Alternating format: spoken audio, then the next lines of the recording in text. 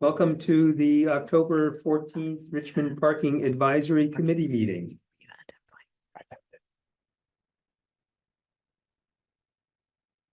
On the agenda, we have welcome and public comments. And we're the only ones here at the moment. So moving on to additions or deletions to the agenda. Chief Cambridge will be joining shortly. And do we have anything before? We could discuss our discussion with him, make sure we have everything that we wanted to ask, but I think they're all written down there. And the other thing is we could do an update on Johnny Brook parking. That was the other. If Sure. Can we do that? Anything else to? Is there anything, so discussion with the chief, recreational parking enforcement, the fee structure. I was gonna write in is there any Statistics. That's what I was gonna. statistics for summer? He may not have that, but he can get it to us, or and his how'd it go? The other thing was what are we missing? I always like asking. When you say, how did it go? How'd it go this summer? Okay.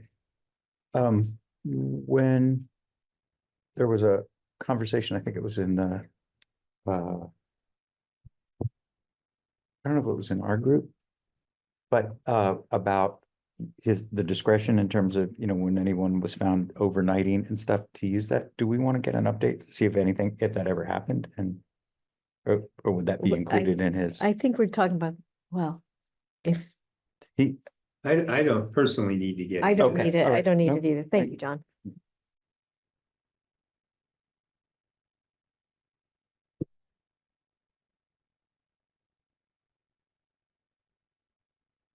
So stats for the summer, and when we talk about this, I think we're just talking about Dugway and East Cochrane for both of those.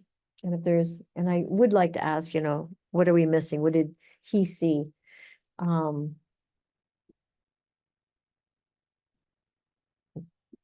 all I was thinking of. Anyone else? Not in addition to what we have.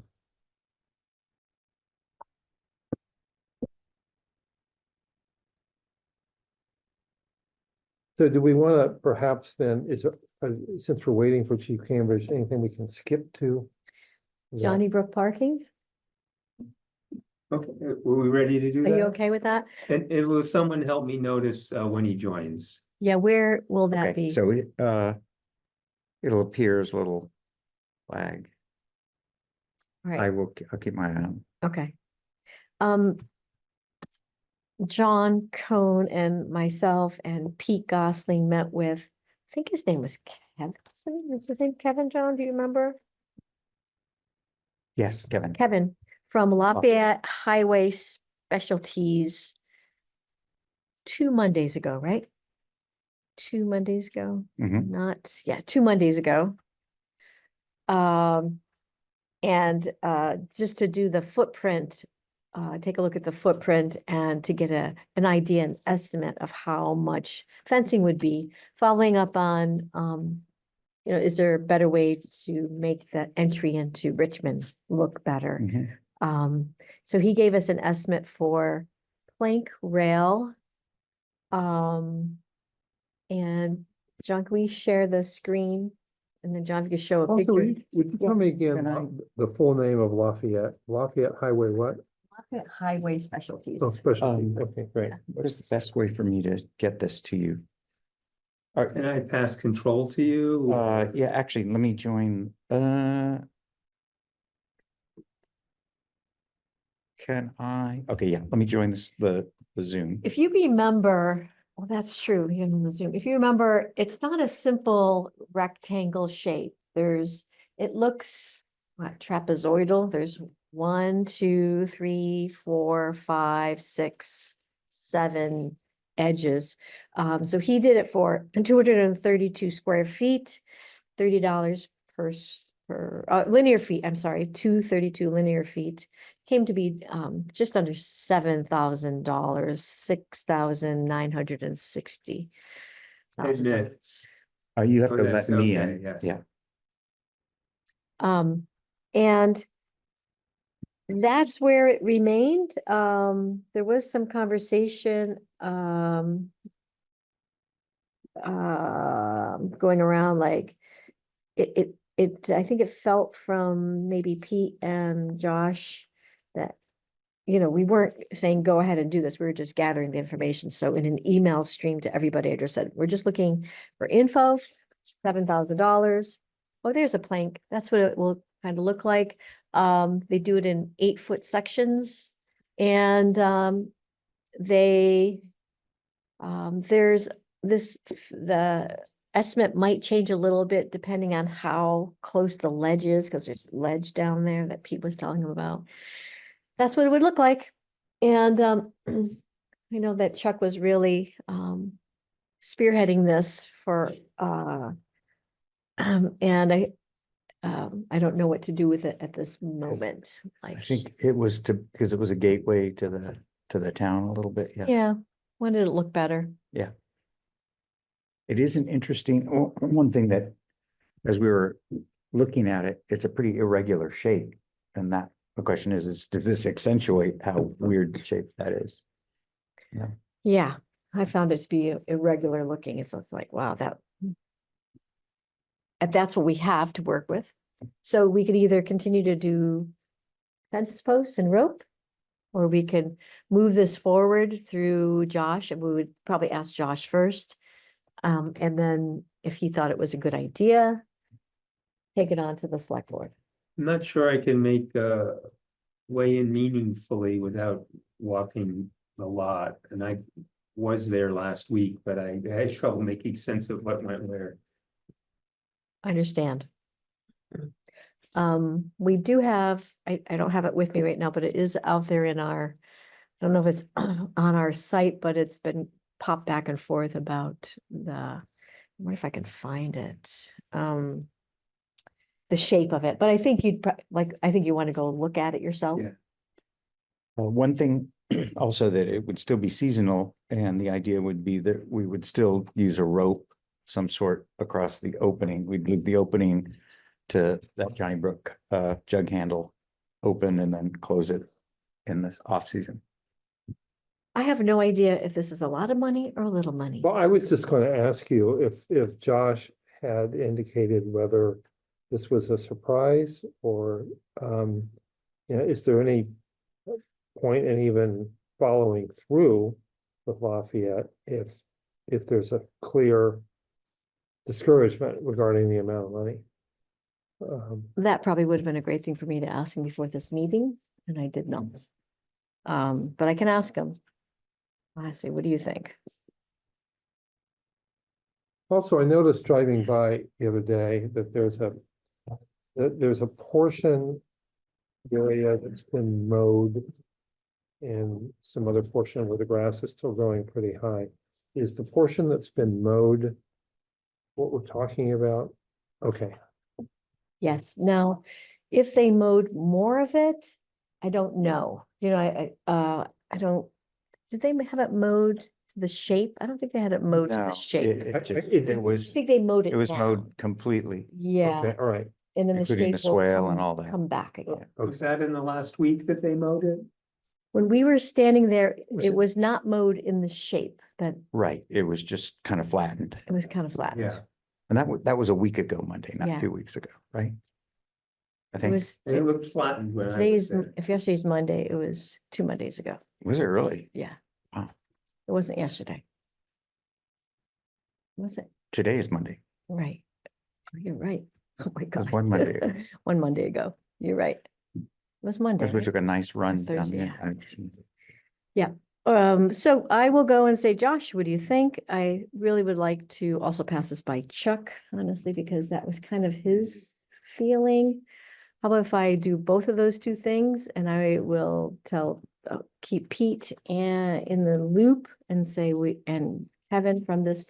They're out there trying to get as much done that they can before ground Right. freezes. This may not happen for that, but, so, all right, I'll circle that around. Anything else you want me to do on this?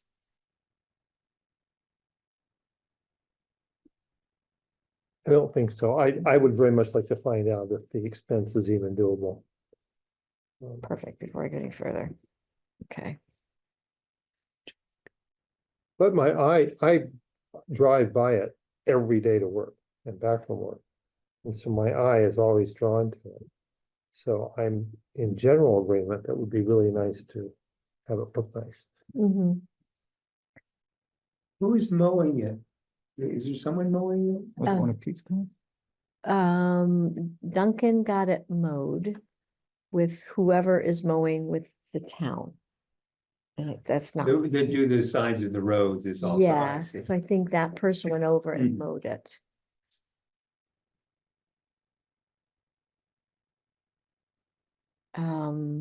All right, let me follow up on all this, okay? And also the other thing I was just thinking about, is it open right now? Are people parking there? Well, this is anecdotal, but in all my mornings and evenings going back and forth, I haven't seen a single car there Same, in months. same. Okay. All right, what time did we start the Six- Johnny Brook talking? 6:03. 6:03, thank you. The Trails Committee has a sickle bar mower, but maybe you need something, Yeah, a regular riding lawnmower style. yeah. All right, that's, I will take this on more and then round it out a little bit. So what's on the agenda again that we can Approve the jump to? mini, meeting minutes Okay, from last be week. September 5th, but really September 9th. Yep. minutes. You got that change? Yeah, You want me to check with Jim to see if he's coming? With who? Jim, You can check with Jim for what? see if he's Make coming? sure he's coming. He's coming at 7. You think, but nobody's heard? I haven't heard confirmation since a week or two ago. I think we He'll could probably. wait. yeah, I think we yeah, could wait, yeah, John. yeah. Any updates or changes to the meeting minutes? Was the date wrong? Did I? yeah, I realized it after I sent it out. I should have done a follow-up email. But figured we just fix it here.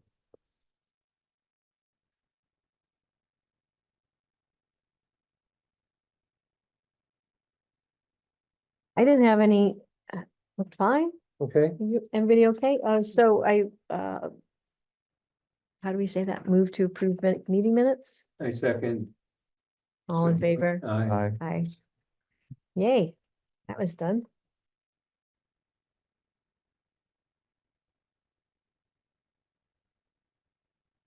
Oh, here's Jim.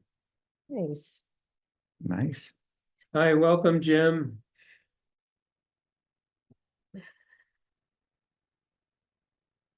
On the agenda, we're waiting for Chief Cambridge to arrive shortly. Does you wanna? Do we want to go ahead and start? Do I have to unmute Jim? Probably. Asked to unmute. Jim, can you hear us? Yes, hello, Yeah. everybody. Hey, how are you? Good, how are you? Give me a second, there we go, get some video going. We could start with Jim if he was ready and then switch to Chief Cambridge. I don't know what's best. I think, my feeling is we go ahead and start. You know, there may be some of these things that are quite short, Okay. Mhm. So Jim, just to let you know, Chief Cambridge, all's okay. He just was being delayed at the start of the meeting and he was gonna pop in when he could. So are you okay that we start with you and then bring him in? Let's dive right in. Sounds great. Sorry, Hey. sorry I can't be there in person. I'm currently not living in Richmond, but I will be again soon, so. And so the questions we have are broken out by the different reserves. Is that stick with the agenda here and Gillett Pond parking was the first on the agenda, and I did drive by there a week or two ago and looked like it was done, but maybe the water was still filling up a little bit. That's exactly where we are. So the water is filling. It had been filling slowly because it's been quite dry, but this rain will probably help that process. And we will sign, when it achieves a certain height, that's when we finally sign off on the project and the project will be declared done. There may be a little bit of touch up, but the parking lot essentially is complete as you see it, except for signage, which will come. Well, lot is officially designed, approved, I think, for 6 spots. Although if you've seen the lot, it in fact can and likely will hold more. The intent is that will be a year-round lot. It will be part of our plowing regimen. Basically, anytime we get, I think, more than 4 inches of snow, we plow the Willis Hill lot and now the Gillett Pond lot. So that's basically our scope of project. The project is complete, except that we still need to raise a little bit of money because we were a little bit over budget, and perhaps not surprisingly with weather delays and some surprises in the amount of concrete usage. So you'll see a fundraising effort going out. But otherwise, for the Richmond Land Trust component of parking, that is what we intend to complete. Jim, Yeah. personally, I gotta say, it looks fantastic. John and I were, we actually stopped there and walked around the parking lot. We walked on the dam. It's so beautiful. It is Yeah, it so, came out great. Yeah. bravo on all that work. And that work, in the parking lot seems, I don't, looks like quite a bit of, cars. It's generous. It's very generous. I think a lot of people could park there. I didn't know if you were gonna have any boat access parts, but it looks really It's so very. easily used and it looks fantastic. You Yeah. almost so pleased with that. Super pleased. The Yeah. only piece of work, and this is for Chief Cambridge may be interested, we are going to be applying an anti-graffiti coating to the dam because we think it's only a matter of time before some creative soul leaves their tag, which just really facilitates more easy cleaning of graffiti, and we hope to keep it looking as it will. May plant ultimately moss on there. Yeah, we do intend to create certainly pedestrian skating access from that side. So potentially the access on the other side, which is John Lowe's property, may or may not continue. That's to be determined based on what the Lowe's want to do. But we'll have skating access, and whether we can create a true boat access, I think, to be seen. Once we're waiting to see how the pond fills up and then what the shoreline looks like. So that's kind of the process. 2 questions. I think we understand this, that when the water is full, the middle part of the dam will have water coming over it always. That's correct. There's actually a very just slightly lower portion of the dam, which is intended as a spillway. And will that bring it to, I mean, is it still going to be higher than it was, say, 5 years ago? Yeah, Just a I little- think it's going to be Nice. somewhere to 2 to 4 feet higher than it traditionally has been. Wow, So it'll great. be some nice depth. Hopefully we'll reclaim some of the other, at the other end, reclaim some of that. And yeah, it's a little exciting to kind of figure out what it will look like. There are also what's called stop logs in there. So if there is a need for any further drainage or lowering of the water level, you can see that installation also in the dam. Good. So Thank unless you. there's any other questions, I know that you were potentially working on some additional on-street parking, and we'll have better access, but it won't accommodate everybody. So maybe it's a good lead in back to Chief Cambridge about parking enforcement. So This is true. Yeah. How do you want to do this, John? Do you- So should we switch to Chief Cambridge now? Probably so, just. Okay. yeah, So I'm good hanging out, so that's fine. Okay, we'll get back to Thanks. you. Thank you, Jim.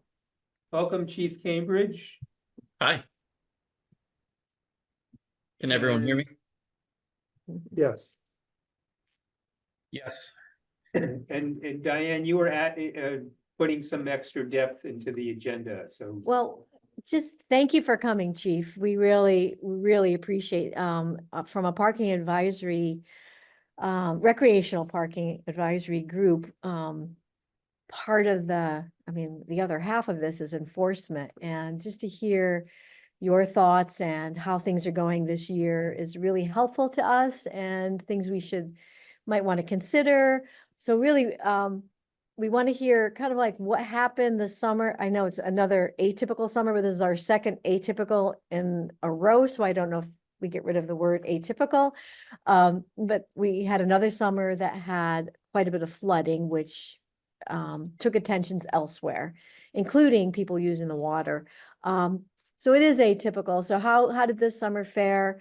In particular, we are looking at Dugway and East Cochrane Road. And also, I don't know if you have any statistics. Last year, we were able to get some statistics. It might be nice to grab those statistics again, and maybe at a later point if you don't know about them, so that we can kind of keep track of it in our records. So Well, go ahead. last year it seemed like we couldn't tow cars fast enough. It's just every time we went there, and we certainly don't like towing cars or writing tickets, but the stuff was just so egregious, and it was really was people really couldn't get through on Dugway. And I don't know if it was because of the water issues or not, but it seemed like not only did complaints go down, but when officers went there, they weren't writing as many tickets and weren't towing as many cars. I think at the beginning of the season we ended up towing like 14 in one day or something, and then as things as the summer moved on, it just really wasn't an issue as it had been the year before in the past. And then some of it, I mean, I really hope that it's attributed to word spreading that we are going to take it seriously and things like that. I mean, that's the ultimate goal. The ultimate goal is that that people just go there and do the right thing and don't park in a way that's gonna, be hazardous to emergency vehicles or people. So, yeah, I don't have stats yet, but I can certainly get those numbers for you.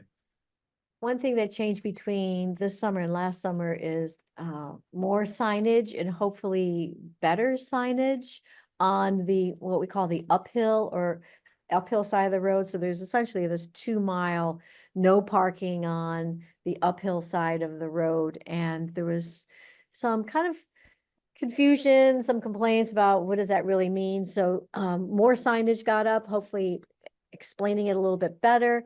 And of course, the second year of saying you just can't park on that side of the road. The whole idea is just not to create any of those points where a vehicle couldn't get through those tight spots. And so there is better signage. I don't know if anyone noticed it or commented on it. Yeah, that it's going to be the signage is going to be important because, as we all know, people 99% of the people that are there are not from Richmond. So they're coming from elsewhere.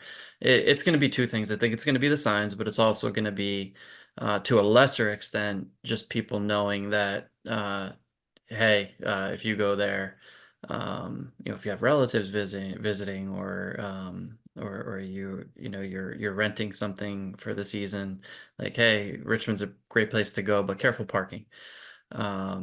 So that's something that I think is going to work hand in hand is signage, and then the other big thing is going to be we really need to get the fine changed, and I think it's a conversation I've had with the town manager that when it might be something that we either do independently or when we change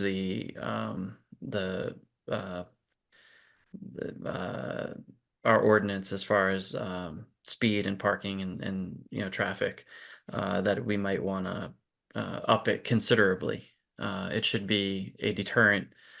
Sometimes I think that people are just like, I'll rather pay the $50 than and have a parking spot for the day. And that really shouldn't be the case. I like to anytime for me personally, I think that anytime we write a ordinance, you know, whatever it may be, that is a fee to the town, that it should be at 220.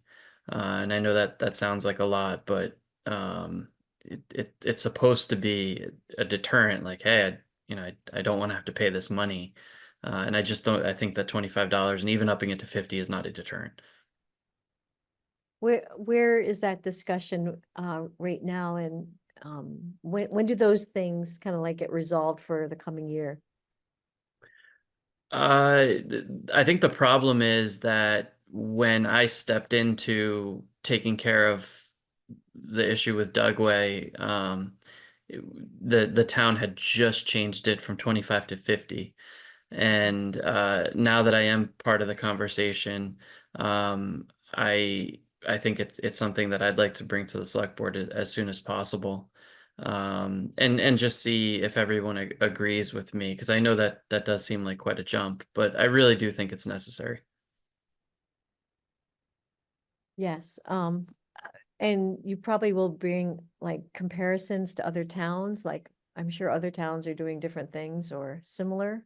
They do. I mean, it's important to remember, like, just like littering is a $500 ticket. You know, and people really don't want to get that ticket. And the same thing with handicap parking being over 200. Uh, if we want to discourage, then there has to be something with a little more teeth than $50.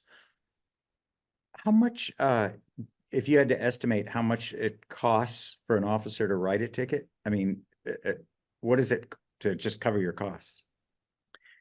Because the majority of the tickets are handled locally, and we're writing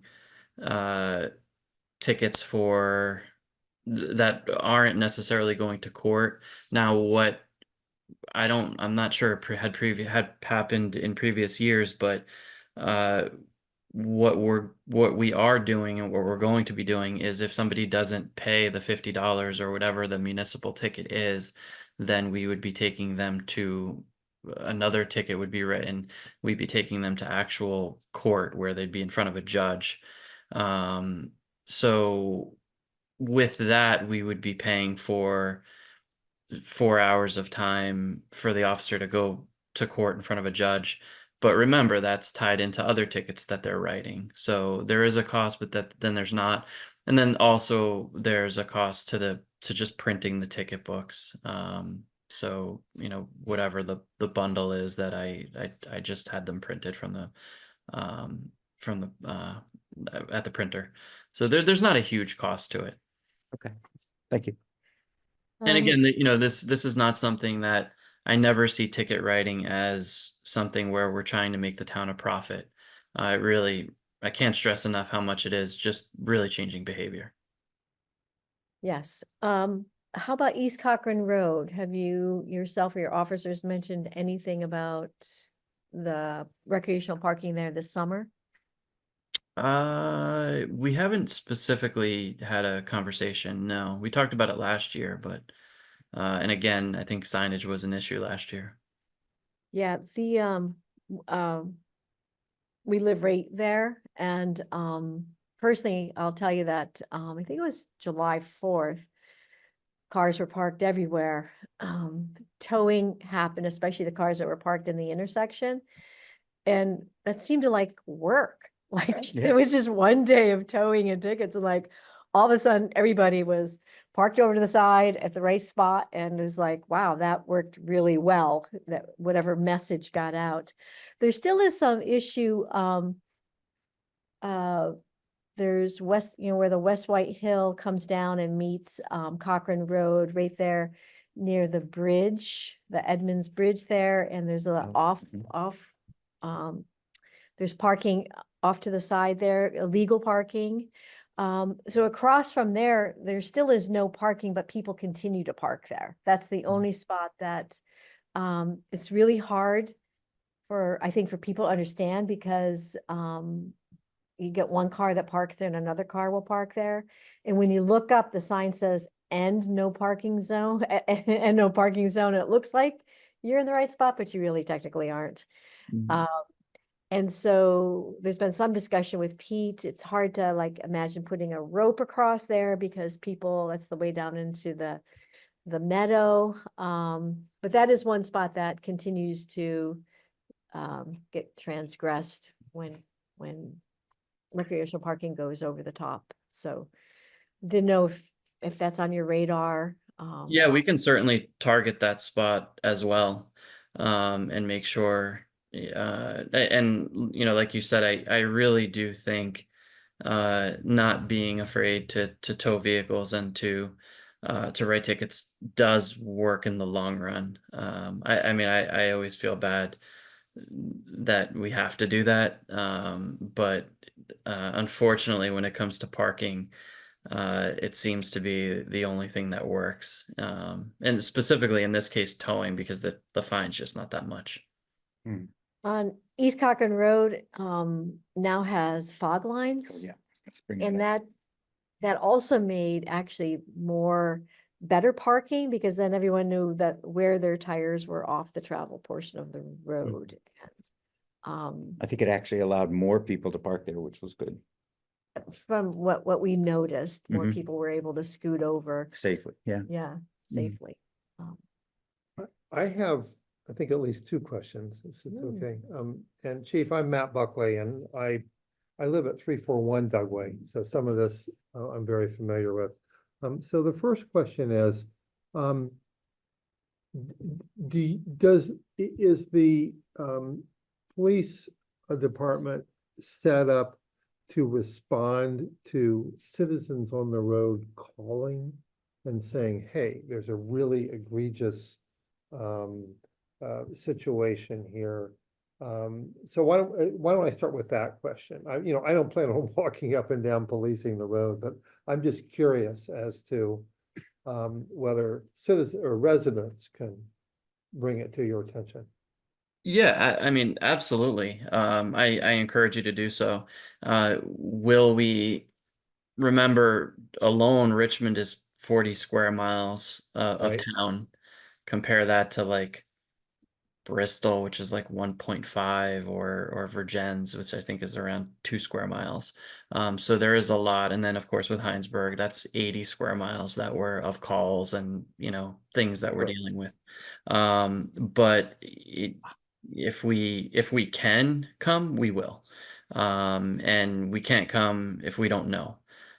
So I would definitely encourage you to give us a call and let us know, and certainly if we have somebody in the area, or we're not on a call or something, then we'll be there.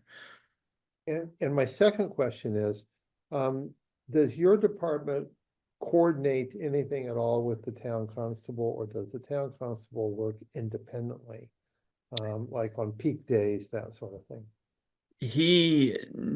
Yes and no. I mean, I find out about the tickets he's written after the fact. And we coordinate with him, like what he's doing on July 4th and things like that. But other than that, I have no knowledge of when he's going to go out and start writing tickets on Dugway, or I usually find out about it after he does it. So Okay, so my last question, I guess, is, do you decide to allocate more attention to Dugway or East Cochrane depending upon the weather, or whether it's a weekend, that sort of thing? Meaning, are you increasing patrolling on a particular kind of day, or is it fairly random? Random is the wrong word, but I'm just wondering how it fits in with the rest of what you're doing in Richmond and Heinsberg.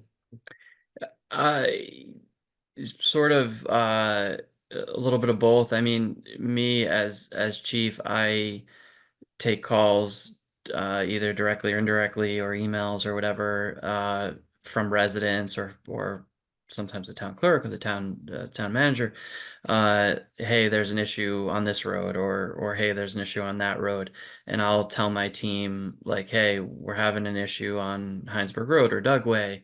Can somebody at some point today or some point this week make sure that at this time you're addressing it? Recently, we've had a few calls from residents about Heinsberg Road, so I've made sure that, hey, we have to have somebody there early in the morning and then in the afternoon. But I don't necessarily, once I put it out to their attention, it's on them to do it.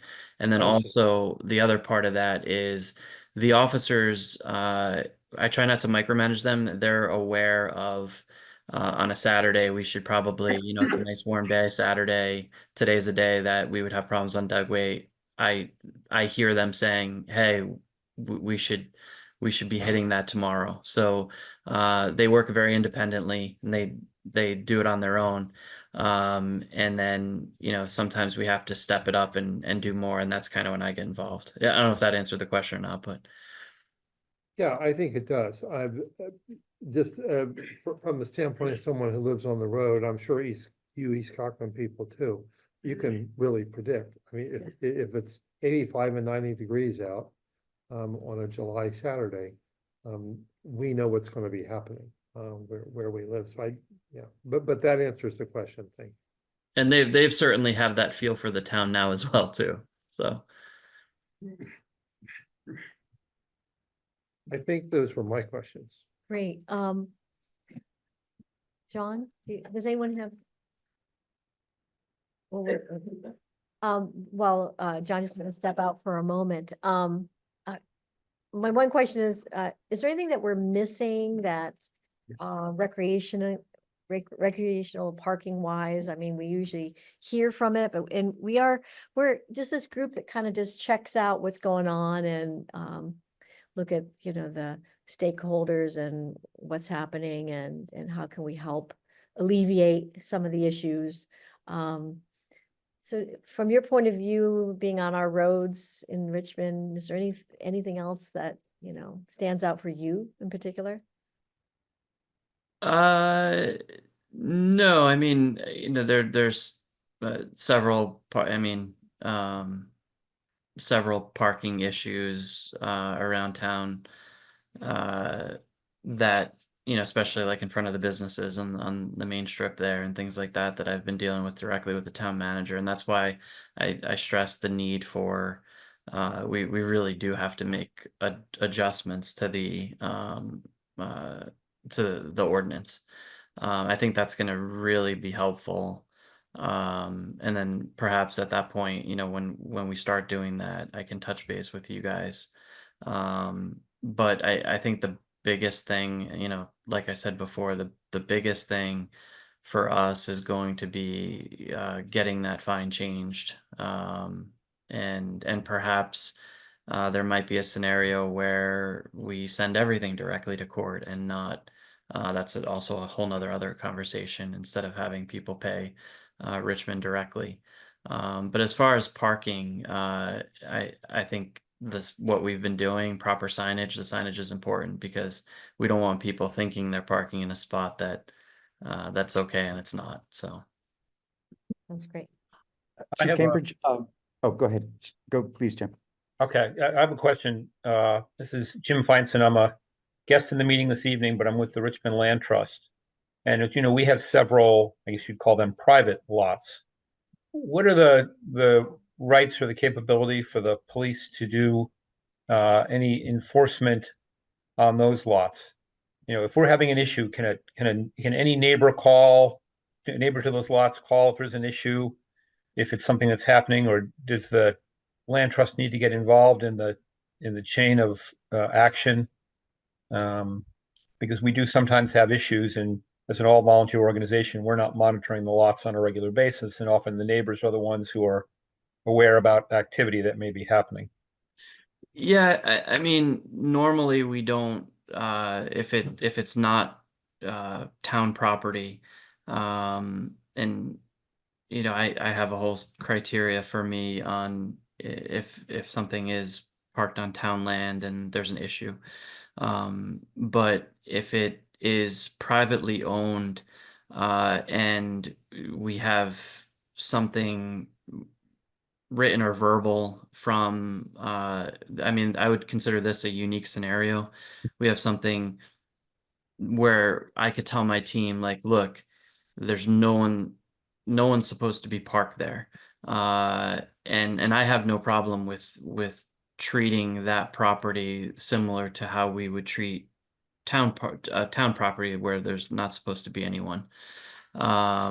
So that could, we could certainly have that conversation, and I can relay that onto my team. Like, if you get a call from a neighbor and they complain that somebody's on that property and they're not supposed to be there, we can tow them.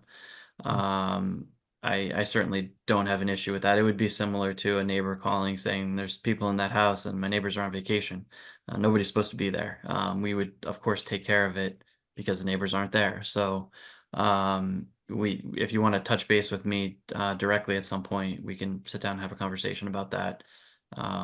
So yeah. That'd be great. Thank you. Yes.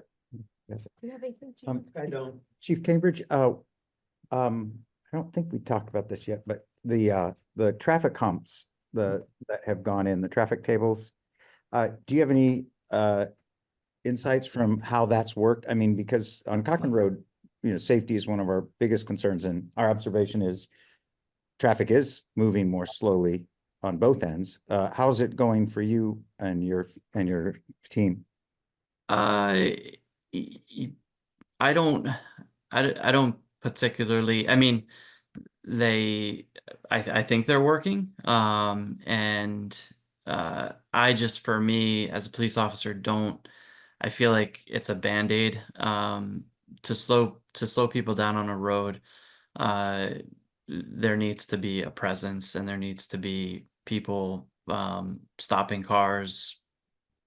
And I just think that speed bumps are sort of it's a sign that you have lack of enforcement, I guess. So sorry to say that. But if they're working, then that's great. I mean, I like to think that people are slowing down because we've upped our presence. But I'm sure it's probably both. So, and remember, they're only there half the year, so that's something to think about as well. They're taking them. Not the current ones. I think these are, I could be wrong, but I think these are permanent. The new ones are. The new ones have The new ones, yeah, I'm sorry. It's okay. All right, anything else from anyone? We really appreciate you coming on. I do, and just to have this communication and, to know that we can ask you things, and if, ask us too, if things are not looking well, or signage is confusing, or wouldn't it be nice if we could do X, Y, or Z? We'd love to hear from you and any of your officers on that. So really appreciate your presence and your time. Yeah, you. no problem. Thank you. Thank And you. if anybody needs, just reach out to me directly about a specific issue. That's fine. All right, thank you. All right, thank you. Have a good night. You too. Good night. Jim, thank you for your patience. No, I was interested to hear what he had to say. So I guess we're jumping back into Gillett Pond, which you had shared quite a bit about, but did we have any follow-up or questions? Jim, I'll share that that there was a plan to, and you may know this, to put parking on Bob Lowe's side of the road, a sort of an outline of what could be done.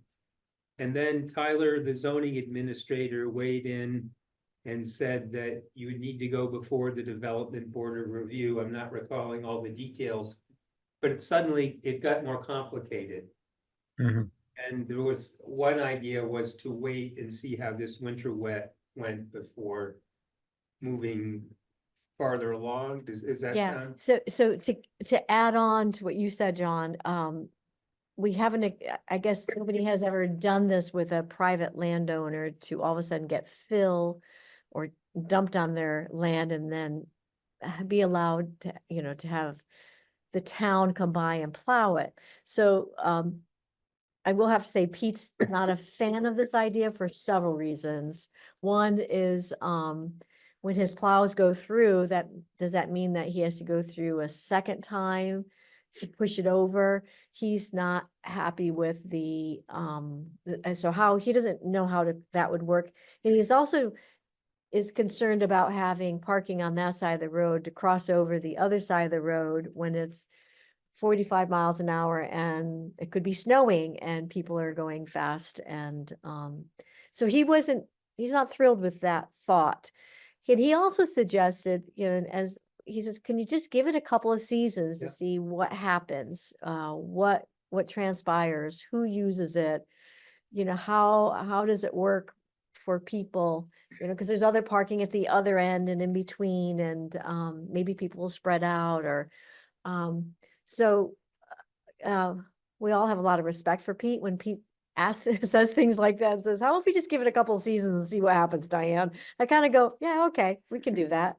And sort of see what happens, see how the new parking lot happens, see what the weather's going to be like, see who stops in. So that's where we are. We have not gone down the road of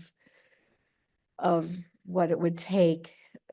Richmond, our town ordinance does not allow the creation of parking without a use. Hmm. So, And it sounds like from what's been commented is the parking area that was created up there now is pretty generous. And so that kind of underscores maybe Pete's suggestion, let's wait a year or two, see how it goes, and Jim can report back if there's a problem, so. Yeah, well, Bob Lowe will report back. He's our man on the ground, but, well, okay, that's helpful to know. I think one piece we were interested in is, do want to create additional signage. One of the signs it could be, if this lot is full, parking is permitted XYZ, or not. So that can happen at any time. But it's a way to manage the parking. We plan to have sort of a little grand opening celebration. We hope this fall, and we don't know where people are going to park if we get a lot. So it's very real and present. And I think New Year's Day or other key days, we expect use will go up because we've made it more attractive and easier to use. So, but that's good to know. I think wait and see. We'll wait and see. all right. Any more on Gillett Pond? Then next we have Bombardier Meadow Preserve Parking. Yeah. I guess a question among others would be, there was a plan at one point to open up the parking again with a designated ADA parking and turnaround, and my recollection, it was that with Gillett Pond, that was on hold for the time being, and any more thoughts on that? We have talked about it in recent board meetings, and I think our thought is to revisit the concept in the spring of next year. We've had a couple of blissful seasons with Bombardier, and we realize that we're limited in our ability to enforce anything we create. So if we, that relates to the conversation with Chief Cambridge. If we create spaces and someone is parked there illegally, how do we manage that? What do we do about that? If it creates the opportunity for a drop off, there's trash, things like that. So I think it's something we want to re-engage to see, is it really a compelling need, or is it something, even if it is a worthy need, is it something we can manage? So we have the approvals to do it, but I think now that we're getting past some other big projects, we have no plans to push ahead aggressively, and just really want to revisit whether it's the right thing to do. And I'm not telegraphing that we're totally gone on the idea or otherwise. It's just that we've all enjoyed a quiet time at Bombardier. For managing it as a natural resource, it's much better when there's no parking there.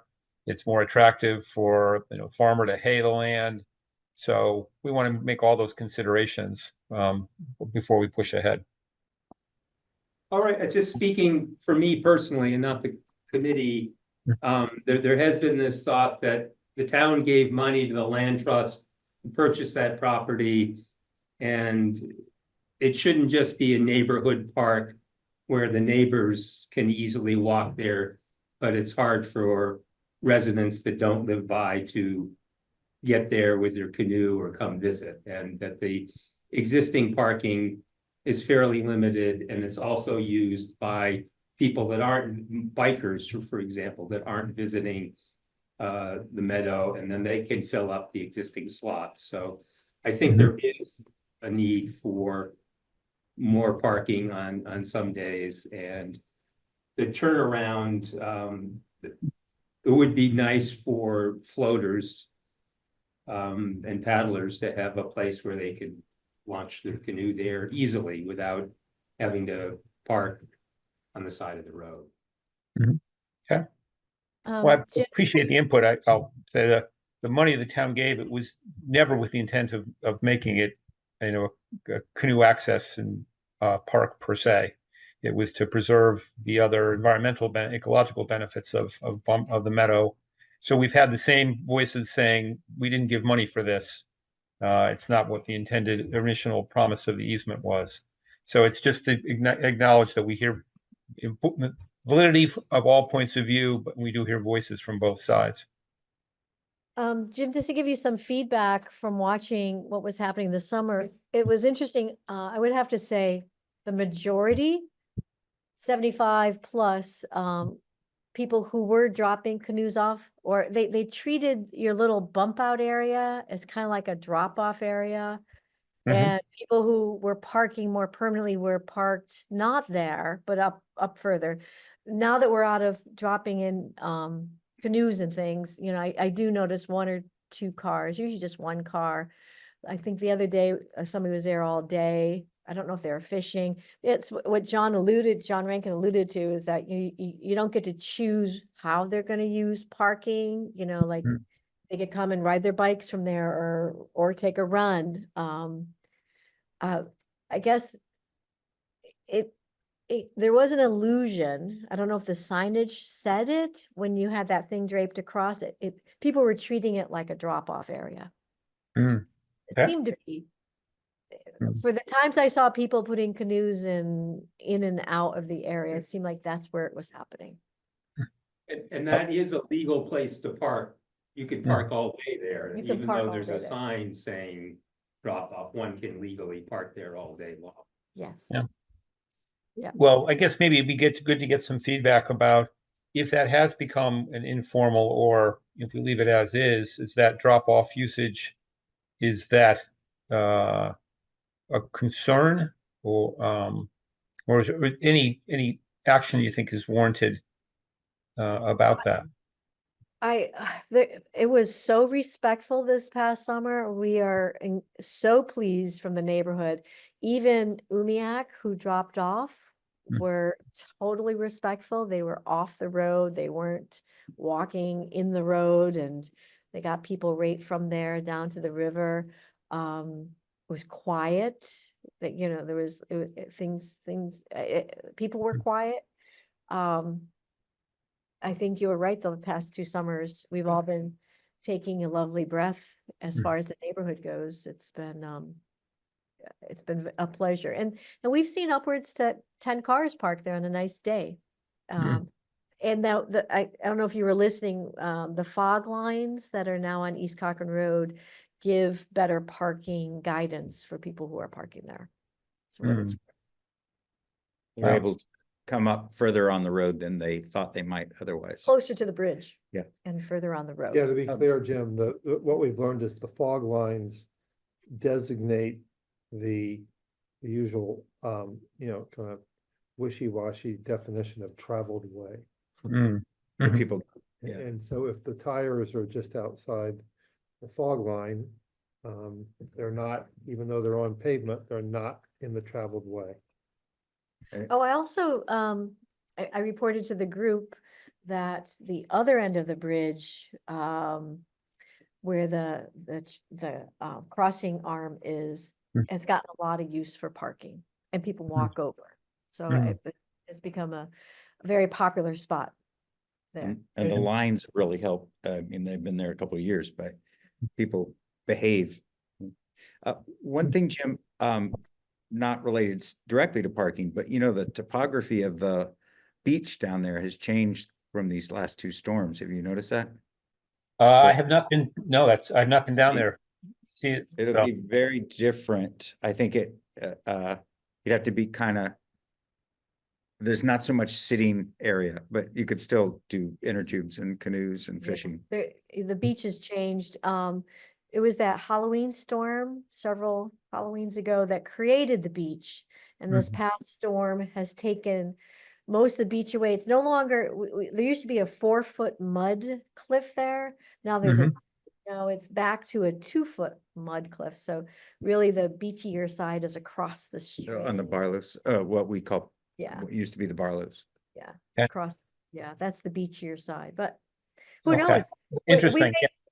We may talk again next spring and it would change Yeah. again.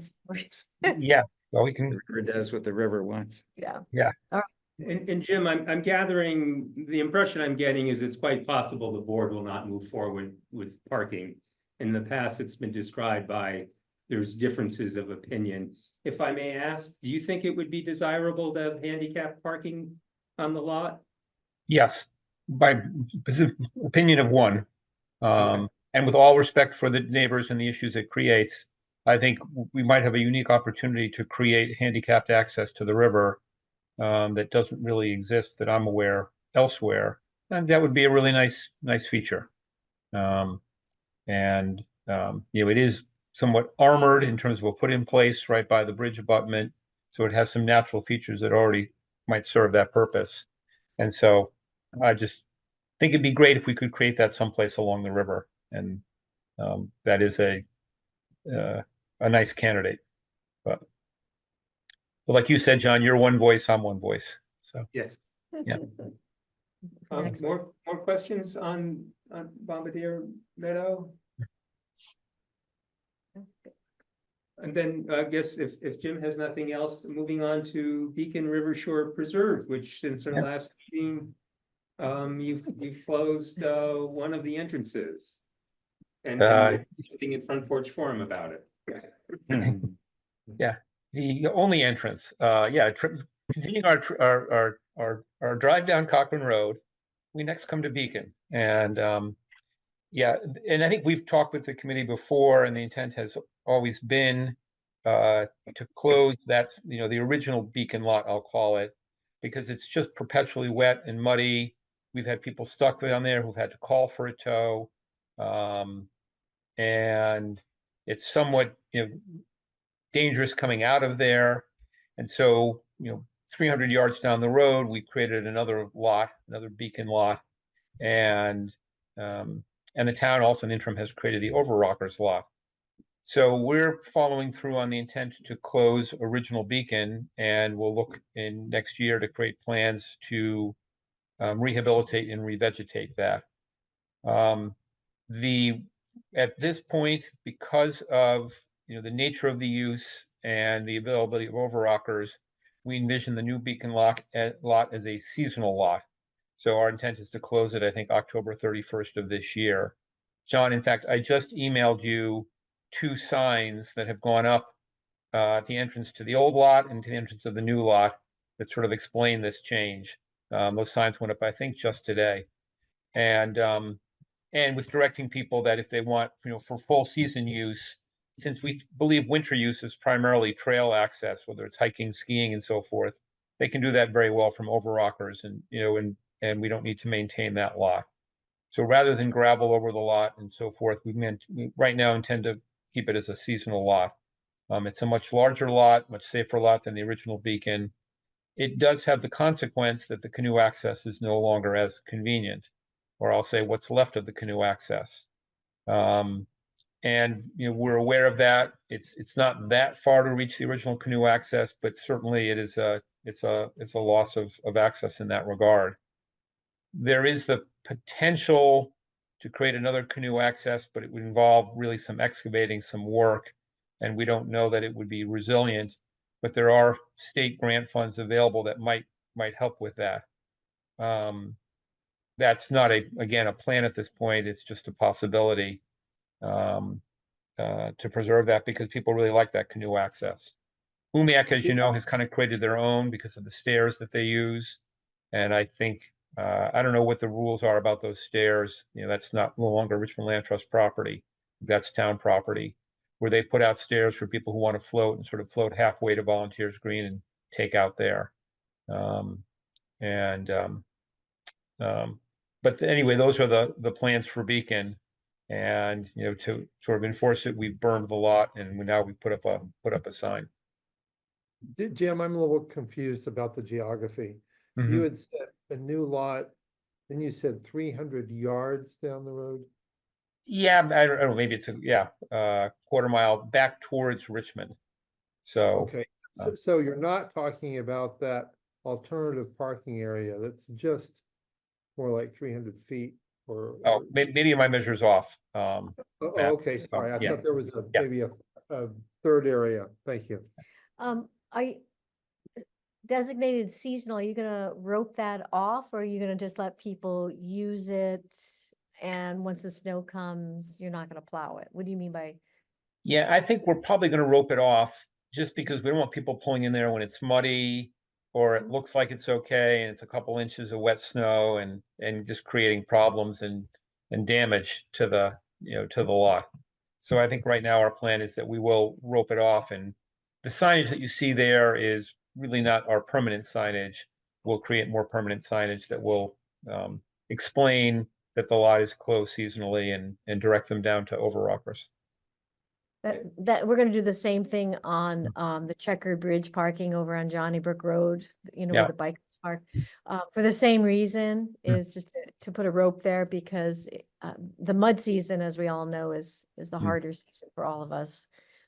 Yeah, these seasonal lots. Okay, thank you. And I understand that there are costs in plowing, that there are limitations, the river is moving and hard decisions sometimes have to be made. Just as a recreational walker, a paddler, it is nice to have different entry points. And if I want to go towards down East Cochrane Road, starting at Overrockers in the winter is often less desirable. So this will be a little bit of a loss to me, not being able to park there and walk in the winter. Yeah, understand, yeah. Well, I think the town does plan to keep Overrockers plowed for what it's worth. And we verified that before we made our call. So. Any And other? also we do have the West White Hill parking, and that gives access to people to use the Meadow and the other end of the trail system. Because I know people park there who take their dogs through the start of the Rivershore Trail from that angle. So they've Yeah, parked it's there. not that well signed, but of course, right down Wheeler Lane, there's that access right there. Right. So, People use it often. yeah, I use it. It's great. Yeah. Yeah. Now, if we could just get Mary to let us pass straight through, we'd have a really nice trail. So anyway, that's off topic. Gotcha. More on Beeken Rivershore. Nothing for me. And I added the Rochford Delbianco Preserve because I had seen on the website that it's listed as a possible place for launching canoes, kayaks, and rafts, and I got curious and determined that yes, one could do that, but it was a long enough walk. It wouldn't be something that we would want to promote because many people would find it too far. Does that sound right to you? It sounds right. I mean, the lot is, you know, the property is currently planted by the Verberg family. And that's been working successfully. In fact, they've asked us to maybe be allowed to make some changes to make it even friendlier for farming. And we sort of feel like that's been working. You know, and there has always been an idea about a trail that could extend all the way and, you know, maybe across that land, you know, to increase the trail, but nothing active in that point. And the parking I saw, there was a place one could park a car. It also looked like where farm machinery entered the field, so one would not want to get in the way when one was doing that if I saw the right place, which is looking at the sign, it's to the right of that. Yeah, we'd have to really create some parking and a really decent trail to get down there. And as you say, it's not super close. Yeah. Okay. That brings up an interesting question. We maintain our recreational parking map on the Richmond Town website, and we do have the Beeken Preserve there. Should we have the land trust? I mean, do you want us to, or is that inappropriate because those aren't town lands? I'd be happy to put that one, the one that we're just talking about, on there, though there is no real parking. I would not put it on recreational parking if there's no real parking. But if there, I would agree. Yeah. So I did have a conversation with Lou Bory, because John Cohn put overrockers on Google Maps. And did you do Apple? No. So I had a conversation with him. I said, do you guys ever want to put your parking lots on Google Maps? Just so when somebody's coming in to go like, where's parking? It's up to you all, honestly. Yeah. But it was interesting when John went to put, Oh yeah, that somebody had put it in the wrong place. the checkered bridge parking down. Somebody in the biking community, because anyone can do it. Someone in the biking community already put, they called it, what did they call it? Chamberlain Hill parking. It wasn't at Chamberlain Hill, but a biker put it on, so other bikers could find it. So it was curious. Well, I guess anybody can put it there. Do you all want to put it there? And do you want John Cohn to continue to have your parking out? I think Beeken is probably the main one that's on there. Looks like you're gonna have to change it. Yeah, I'll move the Beeken one. Yeah. I think the only other land trust land, I think I also have the Huntington Gorge one. So that's land trust. Do you want, I mean, that is both of those do have parking and they are recreational.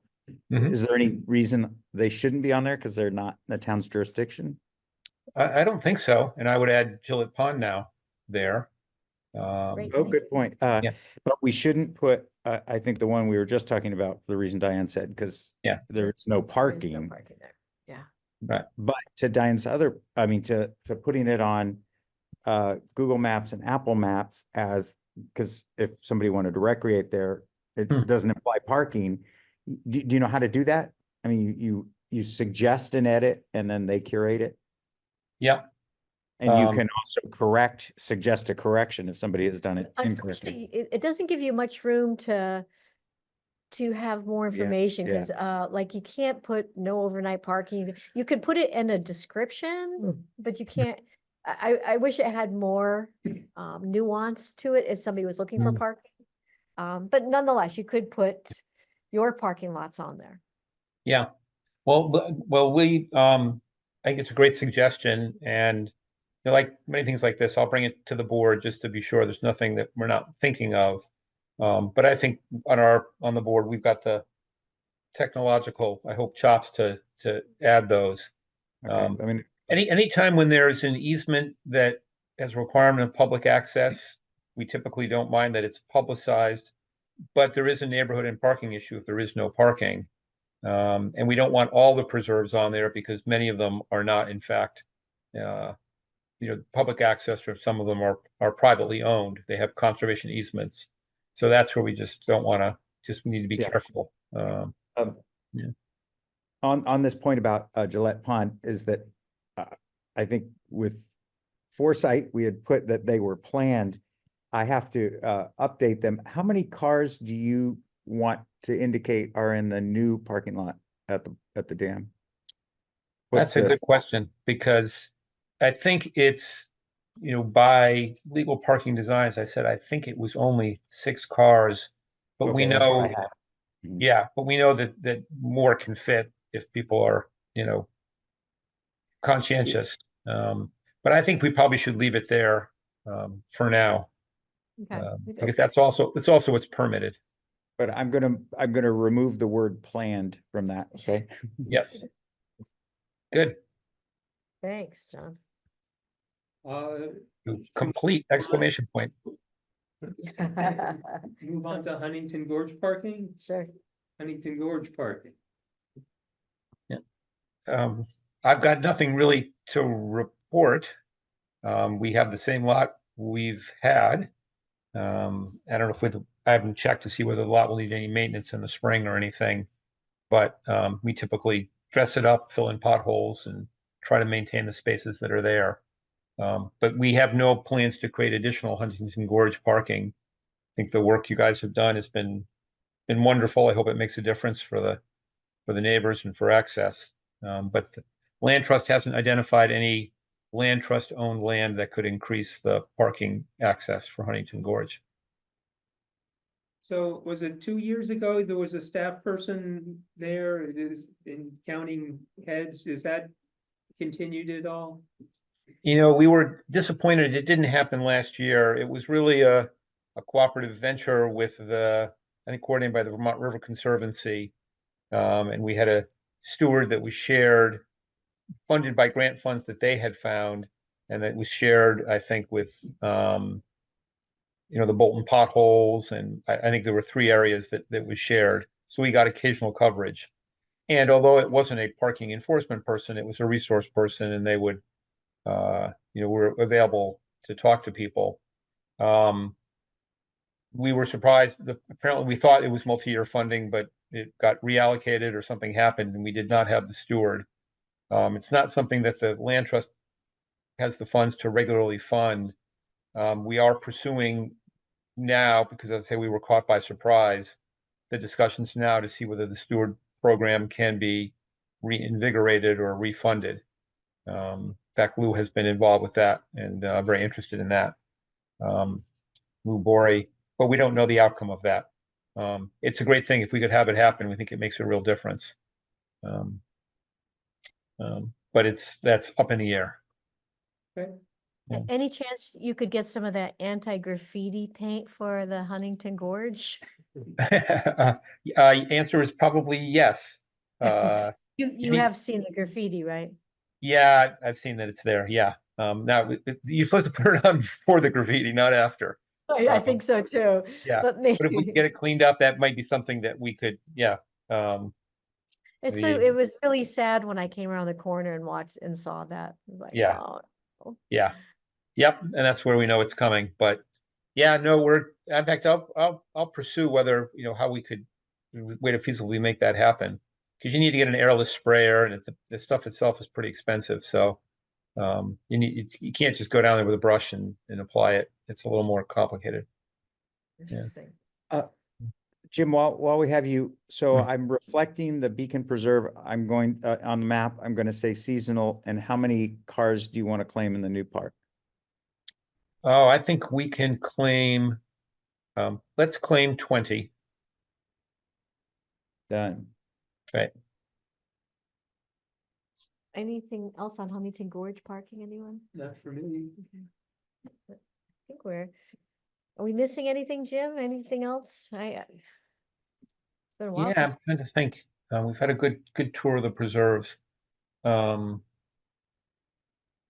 don't think so. I think the only thing I'll mention, we are working on